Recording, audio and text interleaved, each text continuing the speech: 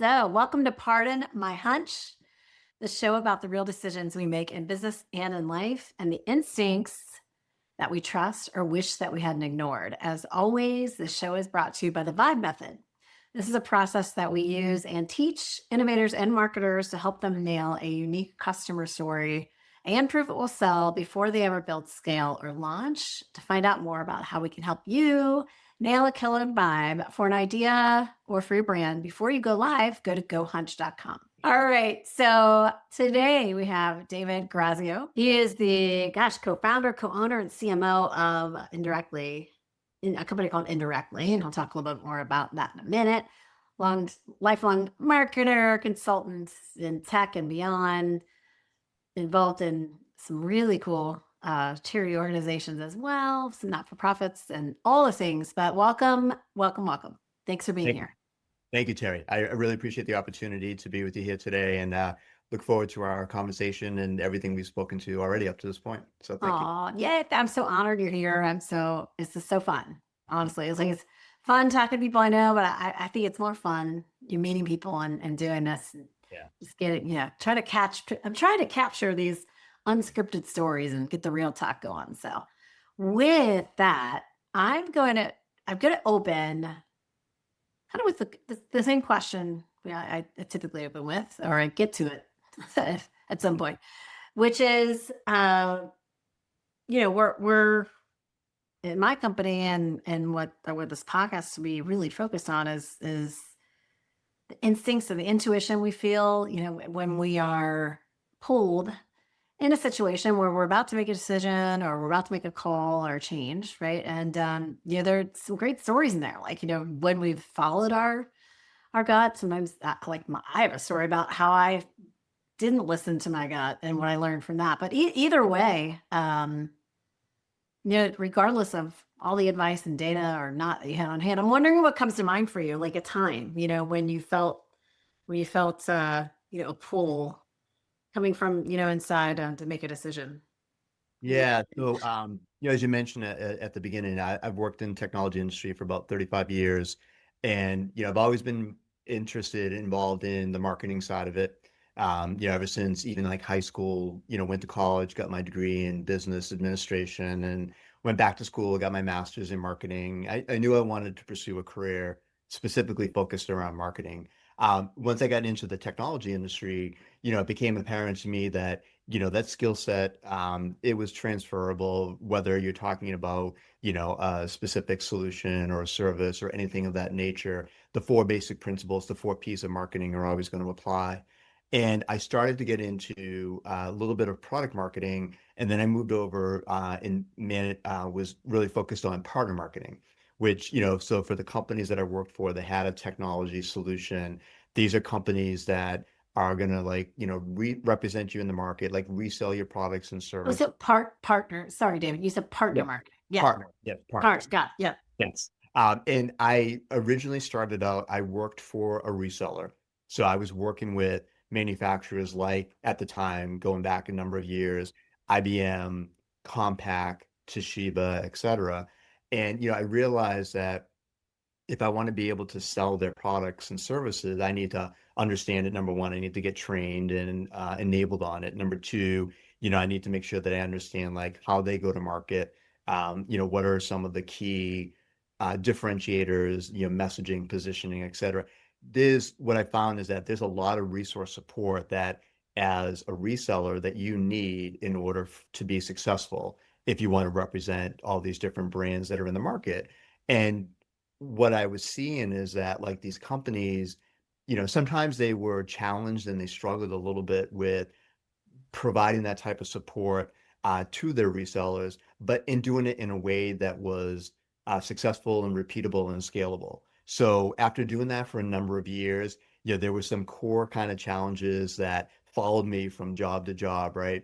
And after I had met a friend of mine at one of these companies, we both kind of looked at each other and said, there's got to be like a better and easier way to do this to help companies understand how to work with their channel and with partners, but doing it in a way that it makes sense, that it's mutually beneficial. Because a lot of times what we would find is that, the manufacturers, they were all about, like how much, money can the partner make for us, but not necessarily focused on looking at the other side of the equation. Like, what does it mean for the reseller and how can we help support them and their needs and help them grow their business and be able to understand their business better at the same time. So back, this is probably going back to 2018, my friend and I, we actually started our own consulting company, Indirectly Inc. So what we do is we provide different services, partner like sales, marketing, consulting services to companies to help them to develop a go-to-market strategy for how they build like a partner community and how they can build like an infrastructure and a support plan for those partners through like a formal partner program and then everything that kind of falls underneath that. Whether it's like helping them to grow their business internationally, how do they expand their business into other countries? Um, Lately, we've been getting into a lot of requests, and we work with a lot of different startups and established companies as well.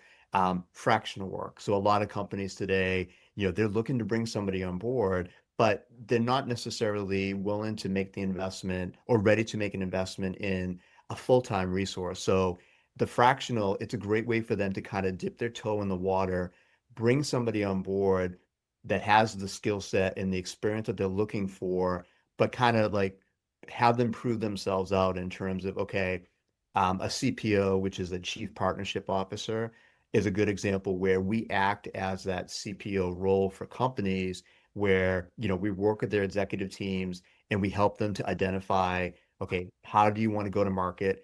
How are you looking to grow your business through this alternate method? So instead of a direct sales model, now you're looking at an Yeah. indirect model, right? So how do we complement that? And what does it mean in terms of like how do you do it in a way that it doesn't cause friction, right? With your direct model and it's complementary and it's additive to that, right? Because you can't scale a business in a direct model because it's very expensive to do that. You're talking about bringing on a lot of full-time employees, paying them benefits, salaries, et cetera, overhead. But in a partner model, it's easy because these are your ambassadors or your champions out there, right? So they represent you, but they're not on your payroll. But at the same time, they can bring revenue in for your company. They can do it in a way that's profitable. They can introduce you to customers that you don't have today, and they can help you to prospect and acquire new customers as well, right? And the reason that they're going to do that is because they believe in your solution. They understand that you have a solution for companies that have a business pain and a challenge that you can help them to address and they're looking for you to support them, right? So at the end of the day, you can have the best product and the best technology in the world, but if you can't help a partner understand how they can go to market to represent you, and you give them the tools and the resources and the programs to do that, it's not going to be a successful relationship, so to speak. So we've been doing that now for a number of years, and what we're finding is that companies realize that, for someone like myself and my business partner, being able to have access to, 40 plus years of channel experience and have us be able to come to the table with, a plan, a strategy, and a way in which we can execute and do it in a way that is for them cost effective, but is going to deliver results. So we do more performance marketing. So we have like guaranteed results that we will build into our proposal for these companies to say, you know, for the next 6 months or the next 12 months, whatever the engagement period is, we're going to put together a plan. We'll build a partner program for you with the goal that we want to get X number of partners recruited and onboarded, and we want to get them to producing X amount of revenue over the next 12 months. So it's for the technology provider, it's a way for them to be able to get what they're looking for, but do it with someone that has experience in doing this, has contacts. We have our network that we can kind of bring to the table to be able to make that happen for them. You were like first explaining the concept, right, of partnership marketing and that like the channel and it being a channel. I immediately, and then you made a comment about like we work with big companies and startups. I immediately went to either a startup or like in particular a couple of clients that come to mind for me from my past where they're really small and they want to grow, or it's really niche or a boutique, or like there's not going to be and they may just assume the playbook is you have to get in all these stores and you have to advertise, you do all those things, but like, is there an alternate way to go about it? And I was wondering, and you're maybe think about like the startup, they're starting out, like what is it like? Do you have an example of like be in tech since that's where you focus? So like, and you can either name the company or not, it doesn't matter. Like where was it? This is just a perfect fit for you. You know, this would be the way to market. Take this. This is going to be how you start because the start small before going big is always a recipe for success that I've learned from studying launches. But like, what would be an example? I'm curious. Yeah. So we both come from the cybersecurity industry, so we have that experience, right? We've worked with a number of cybersecurity startup companies that, they've been around, I'll say like maybe for 1 to 2 years, so 12 to 24, maybe 36 months. They've got some customers today, fairly small customer base. They're looking to grow. They want to be able to grow in a way that is like profitable. They can scale quickly and they want to be able to have good representation in the markets that they're in. In some cases, they're looking to expand outside of like their kind of core market. They might be like some of these companies that we've talked to. They're regional, right? So they may only operate within a certain part of the country, like in New England or in the Southwest. They want to be able to grow nationally because they know there's other customers that, can benefit from their solution set. So what we do, like the value add that we provide to them is we can help them to think big, right? And look outside of where they are today, but provide them with a plan and approach for how they can do that that meets their scalability requirements, but also make it repeatable. That's the most important part for a lot of these companies, right? If you can find the right, I'll call it like recipe for success, where you help them identify the right partners that they should work with. You build that ideal partner profile for them, and you provide them with the right training and the right enablement, the right programs, and then build the right support resources for them, like partner programs, marketing materials, etc. And you start to see success coming from that partner, then it becomes a matter of, okay, find other companies like this that don't have a solution like ours within their portfolio today that could also benefit and be able to replicate and produce similar results for us. So the scalability and the repeatability aspect of it is something that does appeal to these companies because trying to do it on their own, they burn a lot of cycles and then they kind of abandon the partner model fairly quickly. Mm. What we're finding is like they don't invest enough time and money into and resources into a partner model. They will say, okay, we're going to try this for the next 12 months.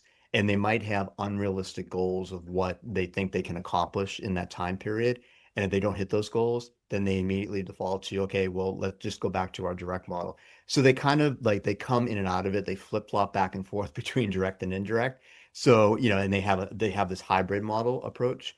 But for the companies that see the value in working with partners, like they're all in and they'll make the investment and they'll have the right infrastructure to do that, knowing that it is a longer term investment. It's going to take, 12, 24, 36 months to scale up, to build the right partner community and to help these partners be successful and to get it to a point where it becomes repeatable and it becomes scalable. But that's the one thing that we would get frustrated with when we were working for these companies, is that they didn't invest enough time, or they just were, not willing to wait too long, or wait long enough to get results. They wanted results right away and they just weren't being like realistic in what the goals and objectives were that they had set in the beginning. And we try to be very upfront and honest with these companies when we meet with them to say, you know, are you willing to, invest enough time and resources over the next 24 to 36 months to make this, partner model successful? If you are, great, we can definitely work with you. If you're not, let's understand why. And if it's not the right fit, we just won't take on that client because we don't want to create a situation where like we're doing all this work and then they pull the plug on us, like 6 months, like down the Yeah. road, and then it doesn't benefit either one of us in that situation. So, What I think for somebody who especially might be listening, what what assume they hear partner model and they're like, oh yeah, I guess that makes sense, but have no idea what you mean. So like what would be to have an example of like one that like just was a really good fit, it's a great way for them to start. Just curious, like so people know what you mean by here's an example of like and the reciprocity was just obvious. That Yeah. makes, example. Yeah. So I guess I'll give it an example where, like again, like with the cybersecurity companies, we had one company that, they were focused on, you probably maybe have gone through like a security awareness training program, right?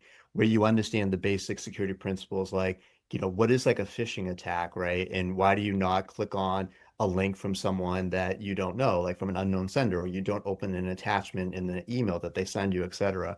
So we were working with a company that they had a security awareness training program and a curriculum that they had built, and they were trying to break into different industries that are more susceptible to these security threats than others, like financial services, education, anywhere where there's a lot of data that's held that somebody, if they were to hack into that, you could get access to personally identifiable information or PII. And they So were selling this program, this like yeah, training platform or training. so they actually had developed like training modules, like online Got it. training modules. Yeah. Okay. But then they also did have for developers, they had a program, it was called like a hackathon where they would teach developers how to code securely. So before that they would actually put a product out into market, they would make sure that they understood how to look for vulnerabilities within the security code. So they weren't putting out a product that already inherently had a security flaw or a defect or a bug into it, and then trying to do like triage after the fact. So we would try to introduce security at the beginning of the development process rather than once it's already in production and ready to be released into the market. But as we were like working with this company, we actually found this company that they were a training company, but they didn't have security awareness training within their portfolio. Bright Horizons was one of the partners that we worked with. And we talked to them about, well, if you're selling into the education market, right, that is a marketplace that is highly vulnerable to security Yeah. threat, et cetera, cyber attacks, et cetera. So we built a partnership with them where they added in the security awareness training to their curriculum and portfolio.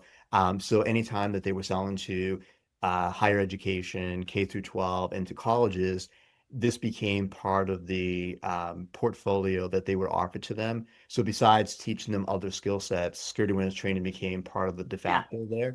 And it proved to be very successful because a lot of these universities, they were suffering from like cybersecurity attacks on an ongoing basis, but they didn't quite know how to approach like getting their staff, like students, et cetera, properly trained on what to look for. So it was a benefit, number one, to the end customer, which was the most Yeah. important thing, because they had this business pain challenge, but they just didn't know how to address it. And for the provider, it was a great way for them to break into a brand new market Yeah. weren't even considering, right? They weren't even So considering. now you don't have to go to direct this market. You're going to go Yeah. through them. So the Yes. buyer became the company that this became a benefit for, right? And so Yeah. were you able to sell the partner in on the incremental like power of the selling power? Like there wasn't a money exchange. It was more like you're going to invest in this because this is a selling point for you.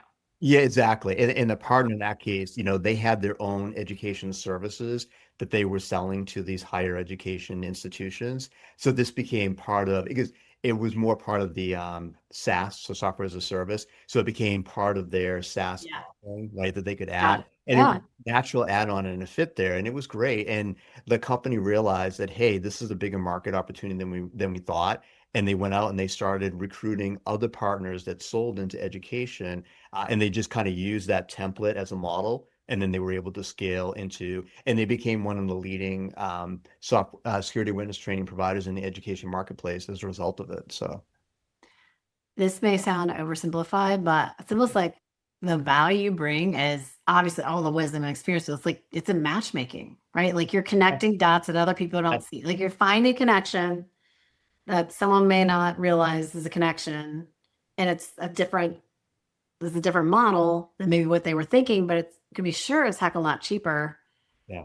than trying to go direct. Oh, I would say the flip side. I mean, I had a startup client. Well, it's just been years, um, and they were selling a product that the end user would ultimately be like children who have aging parents, and their whole like positioning and offer development was around this like me. My mom has dementia. She's in a assisted living facility, and like it really like they knew my pain, right?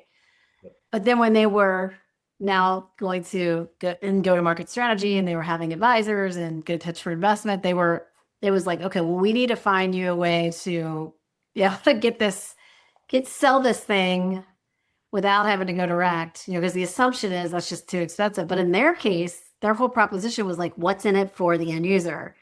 I'm like, okay, now you're going to try this to sell this into one to many, right? So like you're going to now sell it to an assisted living facility and then they will use it as, what's in it for them now has to be your whole Yeah. storyline development. And in that case, interestingly, Hmm.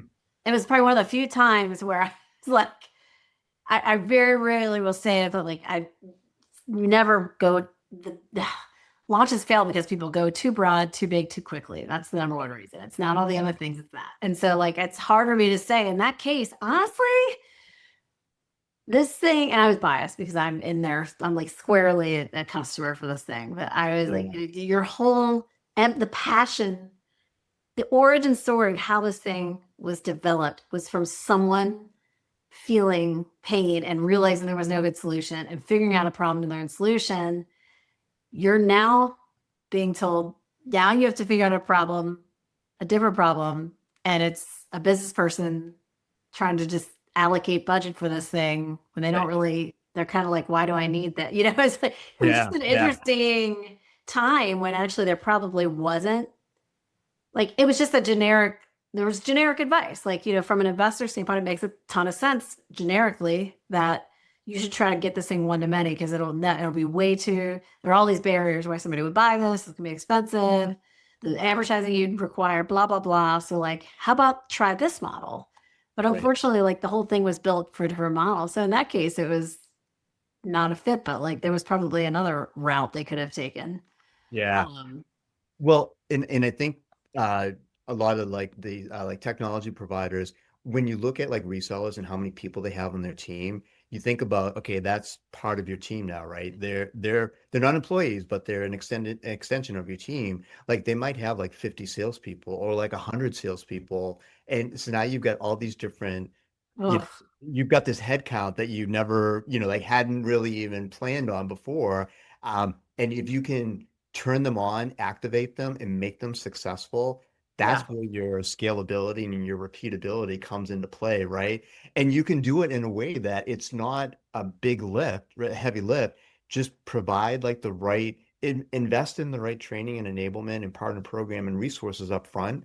The people that within your organization that are focused on that, just think of them as, your influencers, right, to get to the right people within that partner organization that want to represent you and that want to sell your solution, right? yeah, The one thing I always tell my our clients is whatever you do for your direct team, you should do the exact same thing for your partners, right? mm, Don't it yeah, shouldn't be any different, right? Because if they're going to represent you in the market, if you're providing this training to your sales team, you should be providing the exact same training to your partners, and you should probably be doing it at the exact same time, right? Have them shadow each other, have them like, learn best practices, share experiences together, because it might be something that's working on one side that you can replicate here and vice versa, right? So don't limit like what you do, or think that the partner doesn't need it. Or one thing that we see a lot too is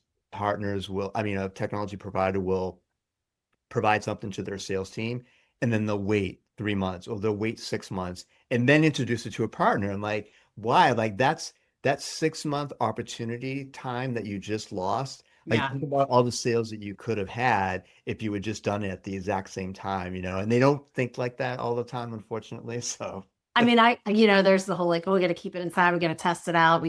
These people aren't quite as passionate or knowledgeable about our thing as because they're external. My husband actually, he runs a third party logistics company, and they really evolved to a partnership model. And in that world, it's like you have agents who Yeah. have their own business, right? Who move, ship, and then they bring the business in, the customer, and handle it, but they're using resources from over here. So it's like this, it's almost sort of like a franchise model in some way. But Okay. Yeah. Okay. he does, I mean, like, I'm wondering now if, like, when he does this training, if there seem to be separate things for their agents. That's what they call Yeah. their partners, who Okay. Yeah. then because they do have sales, they have a smaller sales team now, but they have a corporate sales team as well.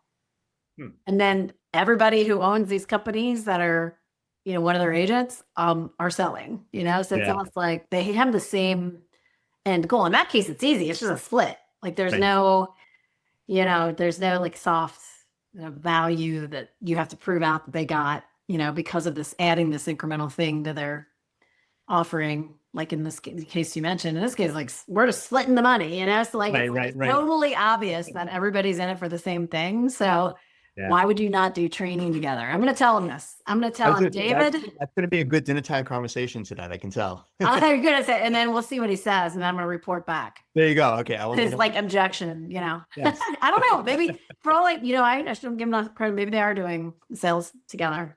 Yeah. Well, no, oh my gosh, this is great. I was great learning about what we do. I mean, I'm kind of thinking like I could. I mean, I've dabbled and thought about partnership model. We're mostly a service, but like as we roll out solutions, especially, I have to start thinking about it. Because Yeah. I enjoy. I think there's trickiness in finding the right partner, and people have been burned too. So you probably run into that, I imagine. Yeah, that's why that building that ideal partner profile, I think, is so important up front, right? Because there's certain boxes that you want to check, when you're talking about whatever it is, if it's a solution like software, hardware, a service, etc. Like the company that you want representing you, there's probably certain characteristics or attributes that are going to be important to you, right? Like, do they have competency to understand your technology, right? Do they have a dedicated sales team? Do they have marketing resources? How big is their customer base? What industries are they selling into? What other complementary solutions do they sell? That's an important one, right? If you want them to represent you, they're always looking for ways to make money and expand into their accounts, right? Cross sell, upsell. So if your product can be a gateway to selling their services and you help them to make that connection and understand how they do that, that's going to be important, right? Because they make a lot, Yeah, they probably make more money selling their own services than your product. So if you can add that profit yeah, margin into your sale, they're definitely gonna pay attention and take notice of yeah. that. Well, lots even more tips. Thank you. Yeah. All right. Well, thanks for being on the show. Before we go, Yes. what's the best way for someone to get in touch with you? Um, Yes, learn more absolutely. about what you offer. You can go to our website, which is indirectlyinc.com. You can reach out to me directly as well, Dave at indirectlyinc.com. Feel free to connect with me on LinkedIn as well. Love to hear from people. Love to even have just like conversations with companies about what they're thinking, where they're looking to go. We do free consultations all the time, so we're not looking to like have a commitment, from someone. Yeah. We like to just introduce ideas, just have an informal conversation, and then figure out like, and if it's the right fit for them, they want to pursue it, great. If not, if we could impart some knowledge to them, at least give them something to Yeah. think about, that's a win for us as well too. So Yeah. No doubt. I mean, it might be dabbling, or they may have no idea that this opportunity is right in front of them. exactly. And if we Ooh, can if we can kind of influence them a little bit to think like that, that's huge success in our eyes. yeah. I mean, taking the right channel. Yeah. Both know there's no, Yeah. we all nod our heads, but it's not as easy when you're the one in charge or it's your company, right? Like, That's right. Exactly. oh gosh. All right. Well, everyone should check that out. That will be in the show notes. As a reminder to everyone listening, the show is brought to you by the Vibe Method, a process that we use and teach innovators and marketers to help them nail their unique customer story and prove it will sell before they take it live. To find out more about how you can nail a killer vibe for your brand or idea before going live, you can go to gohunch.com. That link will be in the show notes. And the last thing I will say is before we go, until next time, the worst thing you can do with a hunch is ignore it.